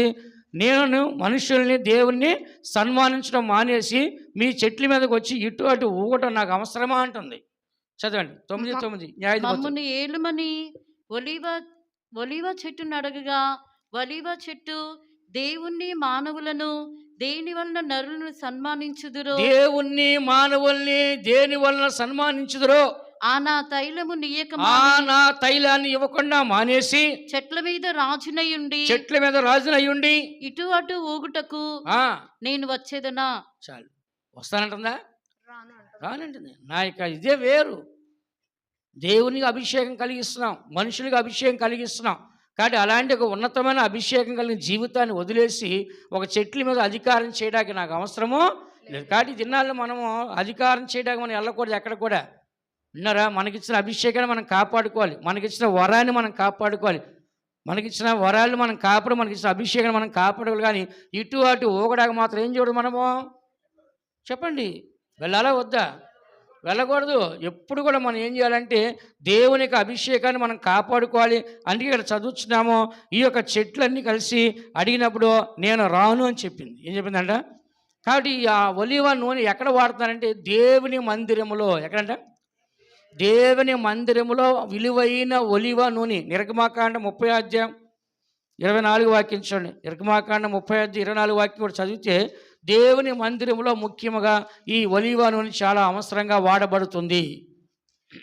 నిమ్మగడ్డి నూనె 250 తులముల ఎత్తును, లవంగి పట్ట 500 తులముల ఒలీవ నూనె సంభారమును 3 పట్లు తీసుకొని. ఇక్కడ మనం చదువుతున్న వాక్యంలో ఏమని మనం చదువుతున్నాము? నిమ్మగడ్డ నూనె 250 తులముల ఎత్తును, లవంగ పట్ట 500 తులములను, ఒలీవ నూనె సంభారమును 3 పళ్ళును తీసుకొని. ఇక్కడ మనం చూసినట్లయితే ఈ 25 వాక్యంలో వాటిని ప్రతిష్ఠ అభిషేక తైలముగా, ఏమంట? ప్రతిష్ఠ అభిషేక తైలముగా, సుగంధ ద్రవ్యమేళకుని పని అయిన పరిమళ సంభరముగా చేయవలను, అది ప్రతిష్ఠ అభిషేక తైలమగును. చూసారా? కింద ప్రత్యక్ష గుడారం అని రాస్తుంది. అదే దేవుని మందిరం, దేవుని ఆలయం. ఆ ప్రత్యక్ష గుడారంలో దేవుని కొరకు వాడబడేది, దేవుని యొక్క మందిరములో దేవుని నిమిత్తం వాడబడేది అంతా ఎవరంట? ఒలీవ నూనె. చెప్పండి అందరూ. ఆ ఒలీవ నూనె రాస్తుంది ప్రతిష్ఠ అభిషేకము. ఏమని రాస్తుందంట? చెప్పండి. ప్రతిష్ఠ అభిషేకము. కానీ బైబిల్ రాస్తుంది క్రొత్త నిబంధనలో ఒలీవ నూనె వాడినట్టు రాయబడ్డా. అపోస్తులు వాళ్ళ చేతులు ఉంచినప్పుడు వాళ్ళు అభిషేకం పొందారు. అపోస్తులు వాళ్ళ మీద చేతులు ఉంచాడు, ఆత్మ వచ్చింది. ఆ అపోస్తులు వాళ్ళ మీద చేతులు ఉంచి సేవకు అభిషేకించి వాళ్ళ సేవకు పంపించని రాస్తుంది. కానీ కొత్త నిబంధనలో తైల అభిషేకం వాడినట్టు రాస్తుందా? లేదు. నేను కొన్ని స్థలాలకు వెళ్ళాను, పాస్టర్లని పిలిచారు. కొత్తగా సేవకు వచ్చిన వాళ్ళని పాస్టర్గా అభిషేకించాక నన్ను పిలిచారు. అభిషేకించడానికి వెళ్ళినప్పుడు మనం ఏం చేయాలి? మామూలుగా ప్రార్థన చేసి చేయి పెట్టి, ప్రభువా ఇతన్ని నీ సేవకుడిగా అభిషేకిస్తున్నాం, పాస్టర్గా అభిషేకిస్తున్నాం, సంఘ కాపరిగా అభిషేకిస్తున్నాం, ఇతని సేవని ఆశ్రయించండి, ఇతను మీరు వాడుకోండి అని చెప్పి మనం పలు విధాలుగా ప్రార్థన చేస్తాం. వాళ్ళు ఏం చేస్తున్నారు? వెళ్ళిన ప్రతి స్థలంలో ఒలీవ నూనె పట్టుకొస్తున్నారు డబ్బా. ఏం పట్టుకొస్తున్నారు అంటే పాస్టర్లు చెప్పండి, ఒలీవ నూనె డబ్బా పట్టుకొచ్చేసి అయ్యా ఒక గిన్నెలో పోసి పెట్టారు. ఈ నూనె తీసుకెళ్ళి ఏం చేయాలంటే వాళ్ళకి తల మీద పోసి ప్రార్థన చేయమన్నారు. ఇంకా అట్టగా చేశాను నేను. కానీ ఇది ఎప్పుడు ఆచారం? ఇది పాత నిబంధన ఆచారం. కానీ కొత్త నిబంధన ఆచారం ఉందా? కొత్త నిబంధనలో వాళ్ళు చేయి పెట్టి వాళ్ళు అభిషేకించారు, చేయి పెట్టి సేవకు ప్రత్యేకించారు రాస్తుంది. అందుకనే మన పెంతెకోస్తు వాళ్ళు ఏంటంటే చీఫ్ పాస్టర్లు ఏం చేస్తారు? కొత్తగా సేవ చేయాలంటే వాళ్ళ చేతులు పెట్టి అభిషేకిస్తారు, వాళ్ళని సేవకే తీసుకుంటారు. కాబట్టి ఇక్కడ చదువుతున్న వాక్యంలో దేవుని పెట్టిన మనము ఒలీవ నూనె అంటే అభిషేకము. చెప్పండి అందరూ. ప్రతిష్ఠ అభిషేకం అంటే దేవుని కొరకు ప్రతిష్ఠించబడిన ఒక ప్రత్యేకమైన అభిషేకమే ఈ యొక్క ఒలీవ నూనె మనం చదువుతున్నాం. ఈ ఒలీవ నూనె అన్ని రకాలుగా వాడతారు. మూడోది మనం చూసినట్లయితే ఈ ఒలీవ చెట్టుని దేనికి వాడతారంటే కర్రగా దాన్ని వాడతారు. ఎలా వాడతారంట? నాలుగో చూస్తే ఒలీవ చెట్టు ఎలా ఉందంటే ఇప్పుడు అభిషేకం కూడా చచ్చిపోద్దా? చెప్పండి. అభిషేకం చనిపోద్దా? అభిషేకం చచ్చిపోద్దా? బైబిల్ రాస్తుంది దేవుడిచ్చిన వరాల్ని ఆయన తిరిగి తీసుకోడు. పక్షాతాపన్నే పడ్డు ఇస్తాడు, కానీ తిరిగి అడుగుతాడా? అడగడు. ఒక ముష్టోడికి మనం చిల్లర వేసాము, మళ్ళీ తిరిగి అడుగుతామా? ఇప్పుడు సిగరెట్ తాగుతాడో సారా తాగుతాడో ఏమన్నా చేసుకొని మనం వేసేసాము, మనం అడుగుతామని తిరిగి అడగం. కానీ ఇక్కడ మనం చదువుతున్నాం దేవుడు కూడా ఒకసారి ఇచ్చిన తర్వాత తిరిగే తీసుకోడు. అందుకని నాలుగోది మనం చూస్తే ఈ ఒలీవ చెట్టుని ఒక కర్ర రూపంలో దేవుని మందిరంలో వాడుతున్నారు. మొదటి రాజులు 6వ అధ్యాయం 23వ వాక్యం చదువుకుందాం. మొదటి రాజులు 6వ అధ్యాయం 23వ వాక్యాన్ని మనం చదివినట్లయితే,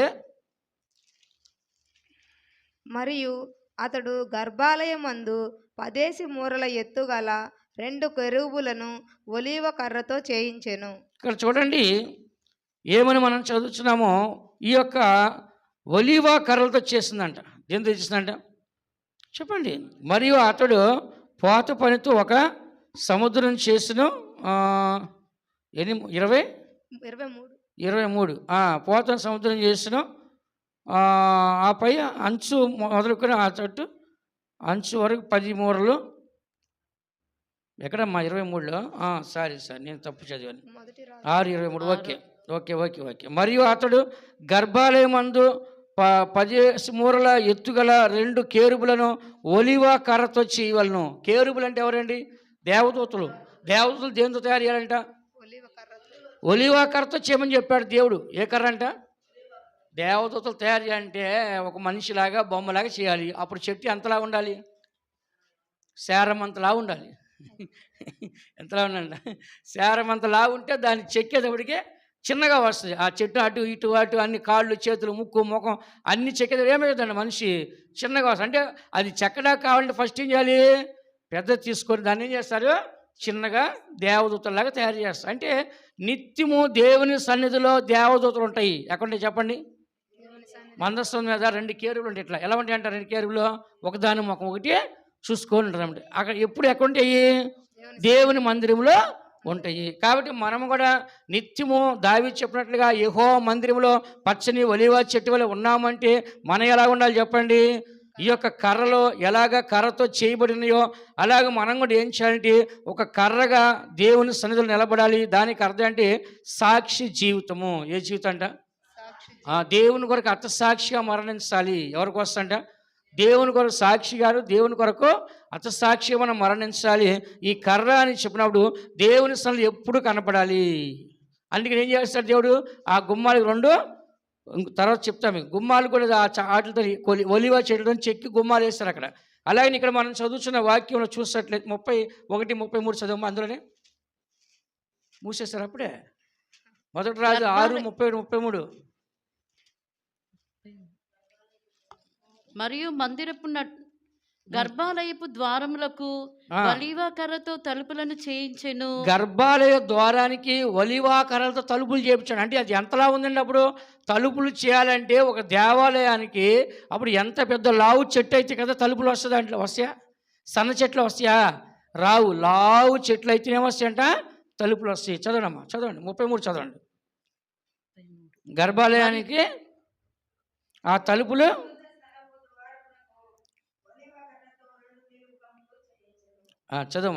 చదువుతున్నాం.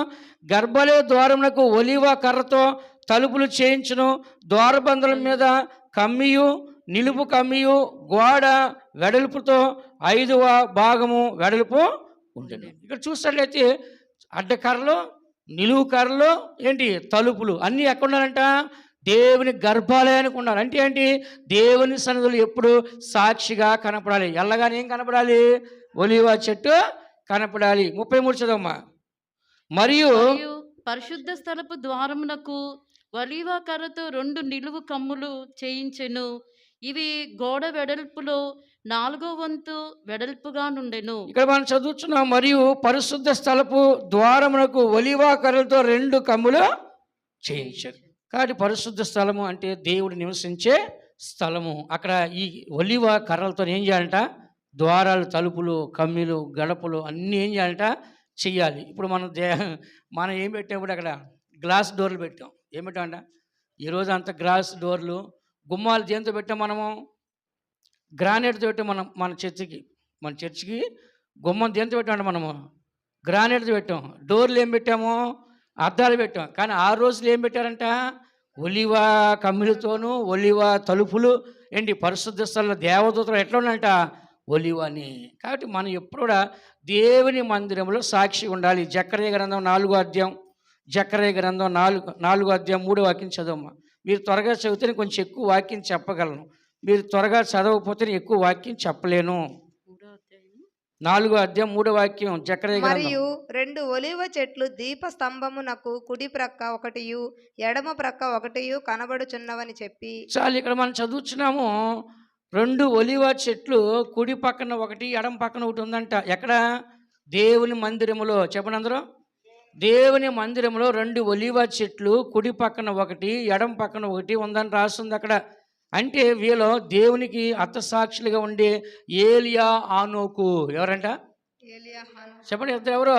ఏలియా, ఆనోకు. వీళ్ళిద్దరు కూడా ఏలియా, ఆనోకు దేవుని మందిరములో వీళ్ళు ఒకరు కుడి పక్కన ఒకరు, ఎడమ పక్కన ఒకరు కనబడుతున్నారు. కానీ మనం దేవునికి సన్నిధిలో ఈ వాక్యాన్ని మనం చదువుతున్నాము. 2వ వాక్యంలో నీకు ఏమి కనబడుతుందని అడగగా నేను పరిశుద్ధ సువర్ణమయమైన దీపస్తంభము, దాని మీద ఒక ప్రమిదియు, దీపస్తంభమునకు 7 దీపములు, దీపమునకు 7 గొట్టములు కనబడుతున్నవి.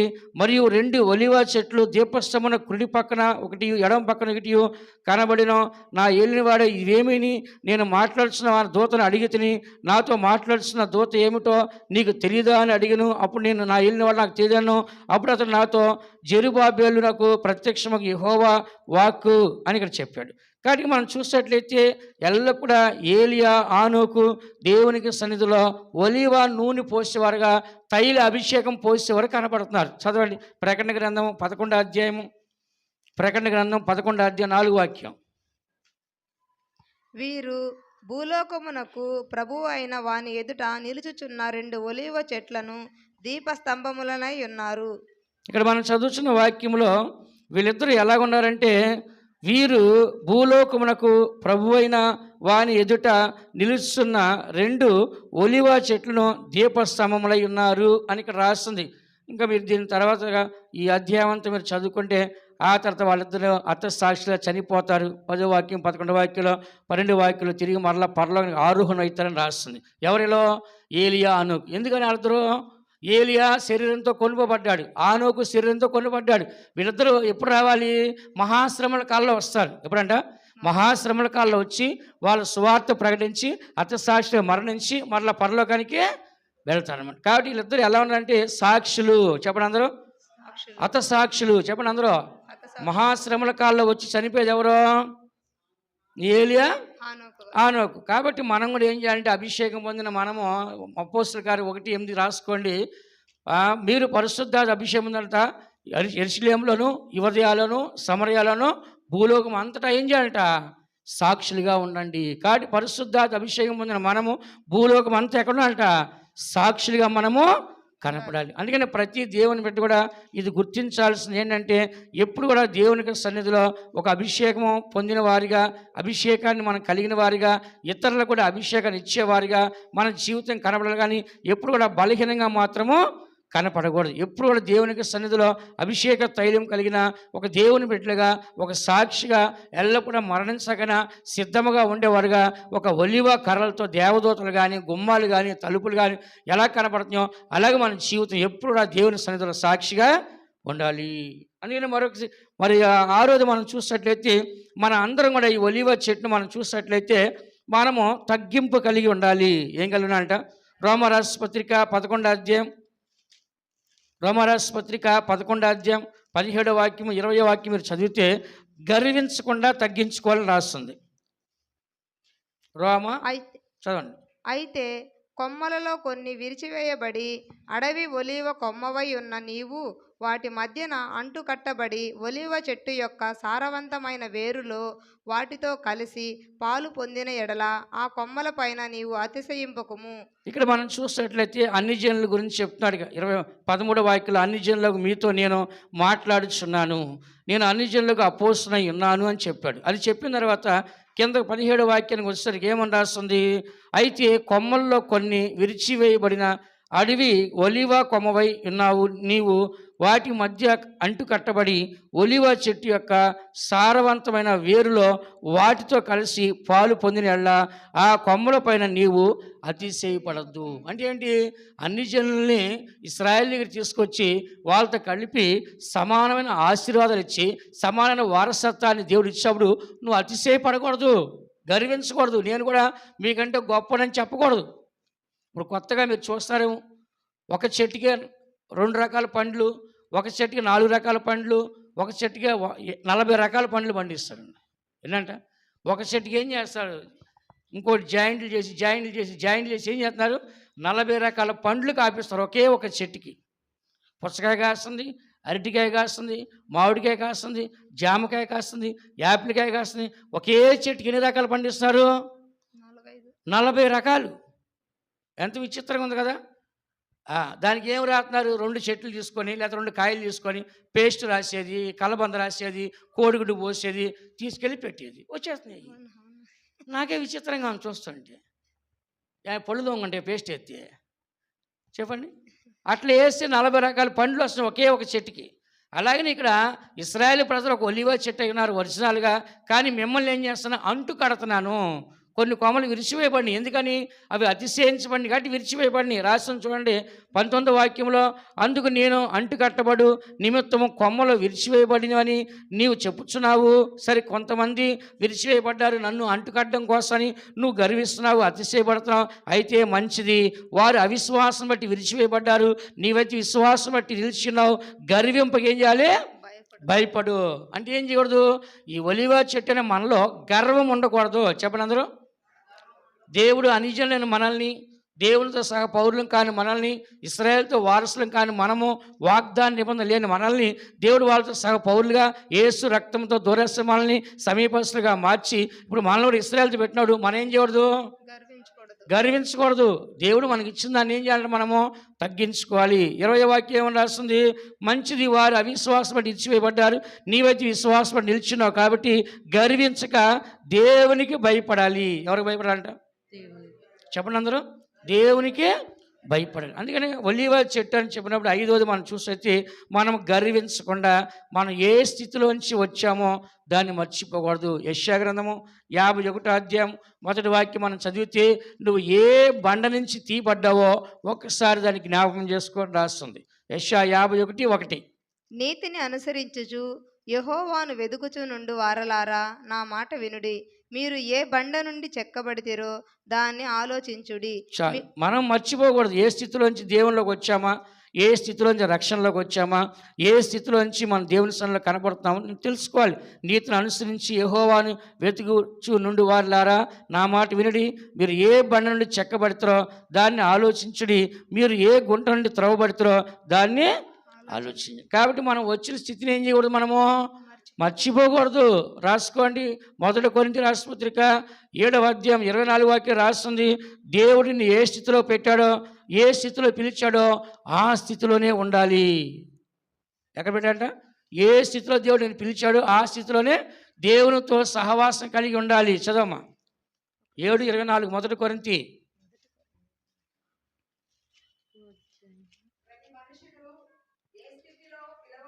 ప్రతి మనుషుడు ఏ స్థితిలో పిలవబడినో ఆ స్థితిలోనే దేవునితో సహవాసం కలిగి ఉండాలి. మనం అతిశయపడి గర్వించి తిరుగుబాటు చేయకూడదు. దేవుడు మనల్ని పిలిచాడు. ఇప్పుడు మీరు చూడండి, ఎగ్జాంపుల్గా బైబిల్లో దేవుడు సౌలుని పిలిచాడు. ఎలా ఉన్నాడు? ఆయన గార్బంధములు గాడిదలు తప్పని తిరుగుతున్నాడు, గాడిదల కోసం తిరుగుతున్నాడు. అలాంటి వాడిని ఏం చేశాడు దేవుడు? బెన్యామీను గోత్రం అంటే చివరి గోత్రం. అలాంటి వాడిని దేవుడు అభిషేకించి రాజుని చేస్తే దేవుని మీద తిరుగుబాటు చేస్తాడు, యాజకుడి మీద తిరుగుబాటు చేస్తాడు, దావీదు మీద తిరుగుబాటు చేస్తున్నాడు. అలా గర్వించేశాడు, బాగా గర్వించాడు. కాబట్టి మనం అలా ఉండకూడదు. దేవుడు ఏ స్థితిలో పిలిచాడో మనం ఏం చేయాలంట? ఆ స్థితిని జ్ఞాపకం చేసుకోవాలి. దేవుడు సౌలుని అభిషేకిస్తుంటే ఏమంటే తెలుసు? అయ్యా, నేను ఏ పాటి వాడినయ్యా, నా గోత్రం బెన్యామీలో అల్పమైందయ్యా, నేను ఎందుకు పనికిరానున్నయ్యా, నన్ను రాజుని చేస్తావా? వద్దయ్యా అన్నాడు. దావీదుడు ఏమన్నాడు? నేను ఏ పాటి వాడినయ్యా, నా తండ్రి గొర్రెలు కాసుకునేవాడు, నన్ను రాజుని చేస్తావా అన్నాడు. కానీ తర్వాత ఎలా ఉన్నారు? రాజులు అయిపోయింది. ఎట్లా మారిపోయారు? చాలా మారిపోయారు. అలాగే మనం కూడా దేవుళ్ళకి వచ్చేటప్పుడు చాలా బాగుంటాం, తర్వాత మనం ఏమైపోతాం? చాలా మారిపోతాం. అలా ఉండకుండా మనం ఏం చేయాలంటే గర్వించకుండా మనల్ని మనము తగ్గించుకోవాలి. ప్రభు దృష్టికి మిమ్మల్ని మీరు తగ్గించుకోండి, అప్పుడు ఆయన మిమ్మల్ని హెచ్చించని యాకోబు రాసిన పత్రిక 4వ అధ్యాయం 10వ వాక్యం రాస్తుంది. అందుకని మన యొక్క జీవితంలో తగ్గింపు కావాలి. ఆ రోజు మనం చదువుకుందాం, టైం అవుతుంది, త్వరగా చదవండి. ఆ రోజు లూకాసు సువార్త 10వ అధ్యాయం 34వ వాక్యం మనం చదివినట్లయితే ఈ యొక్క ఒలీవ నూనె దేనికి రాస్తారంటే స్వస్థపరచడానికి, గాయములు కట్టడానికి రాస్తారు. అతనిని చూచి అతని మీద జాలిపడి దగ్గరికి పోయి నూనెయు ద్రాక్షారసమును పోసి అతని గాయములను కట్టి తన వాహనం మీద ఎక్కించి ఒక పూటకూళ్ళవాని ఇంటికి తీసుకుని పోయి అతన్ని పరామర్శించెను. ఇక్కడ మనం చూసినట్లయితే అతనికి గాయములు కట్టాక నూనె పోసండి. ఏ నూనె చెప్పండి? ఒలివ నూనె. ఆ రోజులలో ఒకే ఒక నూనె వాడేవారు, ఒలివ నూనె వాడేవాళ్ళు. జ్యూస్ ఏది వాడేవాళ్ళు? ద్రాక్ష రసం వాడేవాళ్ళు. జ్యూస్ అంటే ఫేమస్ ద్రాక్ష రసము, నూనె అంటే ఫేమస్ ఒలివ నూనె. ఏమంట? ఒలివ నూనె. కాబట్టి మనం చూసినట్లయితే ఈ యొక్క సత్యాన్ని మనం చదువుతున్నాము. దేవుని ప్రతి బిడ్డ కూడా నేర్చుకోవాల్సిందంటే మనకి గాయములకి నూనె రాయాలి. ఏమన్నాడంట? యేసు అన్నాడు, ఎవడైనా రోగి ఉంటే వాడి ఎద్దరికి వెళ్ళి ఏం చేయాలట? నూనె రాసి ప్రార్థన చేయమని శిష్యులు నేర్పించాడు. ఎవరు నేర్పించాడా? శిష్యులు నేర్పించారు. యాకోబు ప్రవక్త, యాకోబు కూడా శిష్యుడు ఏమన్నాడు? ఎవడైనా రోగి అని వెళ్ళా సంఘ పెద్దలు పిలిపించుకోవడంలో నూనె రాసి వాడికి ప్రార్థన చేస్తే వాడికి ఏమొస్తుందంట? స్వస్థత వస్తుంది. కాబట్టి నూనె దేనికి వాడుతున్నారు చెప్పండి? మనలో కూడా ఈ ఒలివ నూనె ఉండాలా వద్దా? ఈ ఒలివ నూనె మన నుంచి ఎప్పుడు రావాలి, స్వస్థత రావాలి, మనకు విడుదల రావాలి, ఆరోగ్యం రావాలి. చాలామంది చూడండి, వ్యాధులు వేస్తే టప్పని చచ్చిపోతున్నారు. వాళ్ళకి ఆపరేషన్ చేసినా ట్రీట్మెంట్ చేస్తే ఏమైపోతుంది వాళ్ళు తప్పనే చచ్చిపోతుంది. కాబట్టి వాళ్ళ ఒలీవ నూనె అనేది లేదు. మనలో కూడా ఆ దైవిక స్వస్థ మనలో ఉండాలి. దేవుడు మనకు స్వస్థత ఇస్తున్నాడు, ఆరోగ్యం ఇస్తున్నాడు, బలం ఇస్తున్నాడు. ఈ దినాన మనం సజీవులుగా ఉన్నాం. కొంతమందిని చూస్తే ఎన్ని లక్షలు ఖర్చు పెట్టినా కూడా స్వస్థత లేదు, ఎన్ని లక్షలు పెట్టి ఆపరేషన్ చేసుకున్నా స్వస్థత లేదు. కొంతమందిని చూడండి, షుగర్ వచ్చేసి కాలు తీసేసి చెయ్యి తీసేసి వాళ్ళకి కొన్ని కొన్ని అవయవాలే లేవు వాళ్ళకి. కానీ దేవుని కృపబట్టి మన అందరం ఎలా ఉన్నాం చెప్పండి? శారం అంటది ఎన్నో సంవత్సరాలు నేను చచ్చిపోతున్నాను రోగం అంటది. నువ్వు ఎక్కడ చచ్చిపోయి బాగున్నావు నువ్వు? చాలామంది కాలు తీసేసి చెయ్యి తీసేసి ఉన్నది. ఒకసారి ఒంగోలులో ఒక విశ్వాసి ఒంట్లో బాగపోతే షుగర్ హాస్పిటల్ చేరితే నన్ను పిలిచారు ప్రాణం చేయడానికి. అక్కడికి వెళ్తే దగ్గర ఒక 40 బెడ్లే ఉంటాయి, 30-40 బెడ్లు ఉంటాయి, ఒకే హాలు. సరే వెళ్ళాను, మన విశ్వాసికి ప్రార్థన చేశాను. చేసిన తర్వాత ఇక అక్కడ ఉన్న అందరూ కూడా లేచి కూర్చొని అయ్యా రండి రండి నాయకి రండి నాయకి రండి నాయకి రండి ప్రాణి అన్నాడు. దగ్గరికి వెళ్తే ఆ బెడ్షీట్ పైకి లేపు చూస్తే ఒక కాలు లేదు ఆడికి, ఇటు చూపితే ఈ కాలు లేదు, ఒకటి ఇటు చూసి చేయలేదు ఆడికి. ఏంటంటే షుగర్ ఎక్కువైపోయి అందరికి ఏం చేస్తారు, చేతులు కాళ్ళు నరికారు. ఆ దెబ్బతో నా బాడీ ఏమంటారు దాన్ని, శివరింగ్ కాదు, దాన్ని ఏమంటారు, దాన్ని జలతరిచ్చేసింది. దాన్ని ఏమంటారు దాన్ని పులకరించేది ఒకేసి అట్లా వచ్చేసి నాకేం అర్థం కాదు. ఏంటో ఈ కాళ్ళు లేవు, ఇక్కడ దాకా లేదు, కొంత తొడదాకా కాళ్ళు లేదు, పైదాకా. అవి చూపిస్తాను మళ్ళీ నాకు ఇంకా డైరెక్ట్గా వాళ్ళు చూసి చూస్తేనే అక్కడ కరెంట్ షాక్ కొట్టి ఉంది. కాబట్టి మనం చాలా ధన్యులు, అన్ని అవయవాలు మనకున్నాయి. మనం వికలాంగులం కాదు. ఒక అవయవం పోతే వికలాంగుడే, అదేందా ఏదన్నా ఒక అవయవం పోతే వికలాంగుడే. కానీ దేవుడు అలా చేయలేదు మనల్ని. ఎంతోమంది హాస్పిటల్ పోయి చూడండి, కాళ్ళు తీసేసి చేతులు తీసేసి ఏంటి నడాలు ఇరిగిపోయి లెగలేక అన్నీ మనసులోనే. కానీ దేవుడు అలా ఇచ్చాడు మనకి. చెప్పండి, ఎవరికి రోగాలు లేవు? నేను సీనియర్నే. దేంట్లో సీనియర్ని చెప్పండి? షుగర్ వ్యాధులు సీనియర్ని, బీపీ వ్యాధులు సీనియర్ని.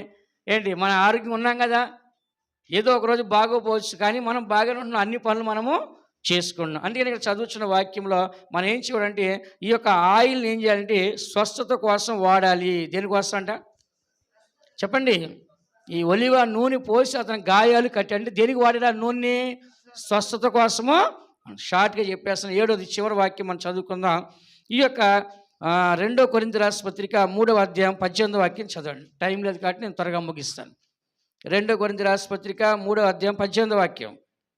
మనమందరమును ముసుకులేని ముఖముతో ప్రభు యొక్క మహిమను అద్దం వలె ప్రతిఫలింపజేయుచు మహిమ నుండి అధిక మహిమను పొందుచు ప్రభువగు ఆత్మచేత ఆ పోలికగానే మార్చబడుచున్నాము. ఇక్కడ మనం చదువుచున్నాము, మన అందరం కూడా మహిమ నుండి అధిక మహిమ. ముసుకులేని ముఖం అంట. ఏం ముఖం అంట చెప్పండి? ముసుకులేని ముఖంతో ఒక అద్దంలో మన ముఖం చూసినట్లుగా ప్రభువును మనం చూడాలంటే మనకేం కావాలి? మహిమ నుండి అధిక మహిమ. దాన్ని ఏమంటారు? రూపాంతరం చెందటము. అంటే ఈ శరీరం ఏం చేయాలంట? రూపాంతరం అంటే మరు రూపం పొందాలి, మహిమ గల శరీరంగా మారాలి. అంటే ఒలివ చెట్టు యొక్క స్వభావం మీకేం తెలుసా సార్? చెట్టు ముదిరిపోయే కొంది ఆ ఆకు సిల్వర్ కలర్ వస్తుంది. ఎలా వస్తుందంట? ఒలివ చెట్టు ముదిరిపోయే కొంది ఎలా వస్తుంది? అది పరిపూర్ణ చెందే కొన్ని ఏమిటి అంటే దాని ఆకు సిల్వర్ కలర్ వస్తుంది, అంటే ఒక రూపాంతరం చెందుతుంది. అలాగే మనం కూడా ఈ శరీరం ఉన్నంతకాలం మనం ఉండి ఆ తర్వాత ఏం చేయాలంట? రూపాంతరం పొందాలి, మహిమ నుండి అధిక మహిమ పొందాలి, మరు రూపాన్ని మనము పొందాలి. ఒలివ చెట్టుకి సాగు లేదు, అదే సమయాన దాని వయసు ముదిరేకొని ఏమైందంట? అది రూపాంతరము చెందిద్ది. అందుకనే మన యొక్క జీవితంలో ఈ సత్యాన్ని చదువుచున్న ఫిలిప్పీ రాసిన పత్రిక 3వ అధ్యాయం 20వ వాక్యం మనం చదివినట్లయితే, ఫిలిప్పీ రాసిన పత్రిక 3వ అధ్యాయం 20వ వాక్యం చదవండి త్వరగా. మన పౌరస్థితి పరలోకమందున్నది, అక్కడ నుండి ప్రభువైన యేసుక్రీస్తు అను రక్షకుని నిమిత్తము కనిపెట్టుకొని ఉన్నాము. సమస్తము తనకు లోపరుచుకొనజాలిన శక్తిని బట్టి ఆయన మన దీన శరీరమును తన మహిమగల శరీరమునకు సమరూపము గలదానిగా మార్చును. హల్లెలూయా. దేవుడు మట్టి అయిన మన శరీరాన్ని మహిమగల శరీరంగా మారుస్తాడు. చెప్పండి అందరూ. మరు రూపం పొందడం ఏంటి? ఈ మట్టి అనే శరీరము మహిమగల శరీరంగా దేవుడు మారుస్తాడు. యేసు ప్రభువు చనిపోయాడు, 3 రోజులు లేచాడు. లేచిన తర్వాత ఎక్కడికి వచ్చాడు? శిష్యుల దగ్గరికి వచ్చాడు. శిష్యులు ఎక్కడున్నారండి? తలుపులన్నీ వేసుకొని భయపడుతున్నారు. అందరూ తలుపులు వేసుకుంటే యేసు ప్రభువు ఎక్కడికి వచ్చాడు? లోపలికి వచ్చాడు. ఎలా వచ్చాడు? మహిమ గల శరీరము. చెప్పండి అందరూ. రూపాంతరం చెందిన శరీరము, మహిమ పొందిన శరీరము. అలాగే రేపొద్దున మనం కూడా ఏం చేస్తామో మహిమల శరీరంతో ఈ మట్టి శరీరం వదిలేసి ఒక రెప్పపాటు ఎక్కడికి వెళ్తాము? పరలోకానికి వెళ్ళే దేవునికి రాకడ ఎంతసేపు జరిగింది చెప్పండి? రెప్పపాటు. మన రెప్పిల కొట్టెలోపే వెళ్ళిపోతారు అందరూ. వెళ్ళిపోగానే ఎవరు దిగుతారు కిందకి? సాతాన్. ఎవరంట? దేవుని బిడ్డలు ఎత్తబడిన తర్వాత, జయించిన మగ శిశువు ఎత్తబడిన తర్వాత సాతాను భూమి మీదకి వస్తుంది. జయించిన మగ శిశువు భూమి మీద ఉన్నంతకాలం కూడా సాతాను రాదు. ఎప్పుడైతే జయించిన మగ శిశువు పరలోకం ఎత్తబడద్దో అప్పుడే సాతాను దిగి వచ్చి 666 ముద్ర వేసుకోవాల్సిందని అప్పుడు శ్రమల కాలం స్టార్ట్ చేస్తుంది. ఆ తర్వాత మహాశ్రమల కాలము స్టార్ట్ చేస్తుంది. విన్నరా? ఎవరు కోపం వస్తప్పుడు? సాతానికి. దేవుని బిడ్డలు వెళ్ళిపోయారే అది అనుకుంటుందంట ఆకాశం దురాత్మ సమూహము ఈ పరిస్థితుల్ని దేవుని బిడ్డలు వెళ్ళకుండా పట్టుకోవాలని చూద్దండి ఇట్టగా. కానీ అది ఎంతసేపు జరిగిద్ది చెప్పండి? అక్కడ శబ్దం ఇక్కడ రాగానే ఏమైందంట ఒక రెప్పపాటిన చెప్పున వెళ్ళిపోతుంది.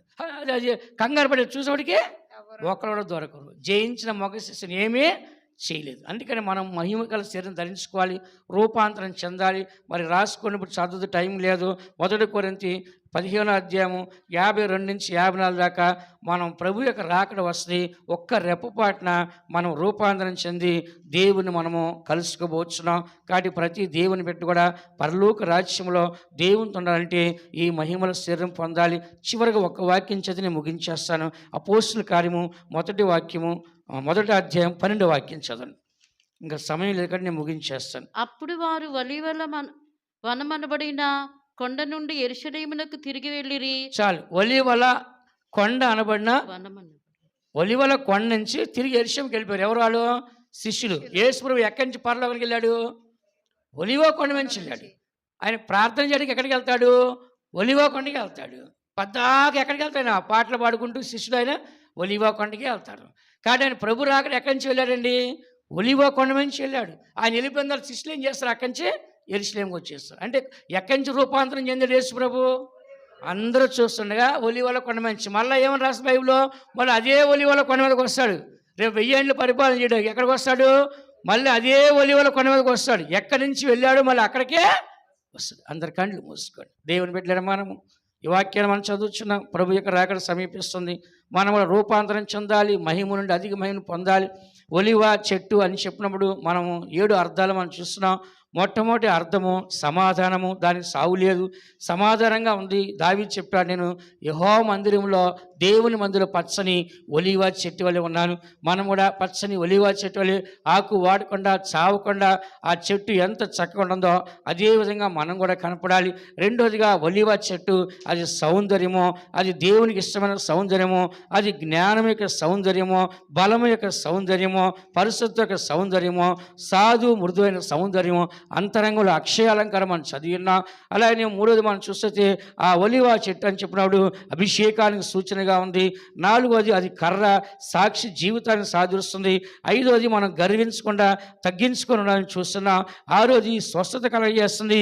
7వది పరలోక రాజ్యానికి మహిమ నుండి అధిక మహిమను తీసుకెళ్తుంది. ప్రభు యొక్క రాకడ సమీపిస్తుంది.